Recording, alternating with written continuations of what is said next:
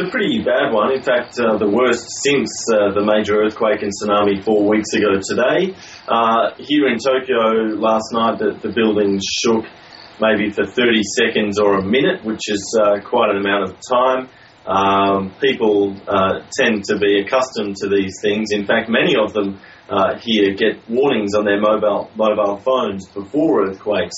So sure enough, last night, people around me, phones started to go off, and about 10 seconds later, after they received their text message warnings, the building started to shake and kept shaking for quite a while. But people here wouldn't have been too worried, even though it was the biggest aftershock since the earthquake. Up north, closer to the epicenter, that's where there was a little bit more damage, and it seemed much more serious up there than it was down here.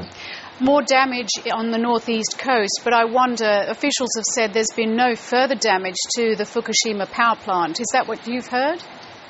That's what I'm hearing as well, so I guess that's some good news. The workers, as you said, were evacuated after the earthquake last night, but soon after they were allowed back in. And what TEPCO, the operator, is saying is that it hasn't led to any negative new developments at Fukushima. Interestingly, though, last night's quake did actually cause some problems at a couple of other nuclear plants in northern Japan. The power was cut to a couple of different nuclear reactors, but they still managed to keep another source of electricity going to those plants, so avoiding any other sort of serious fallout.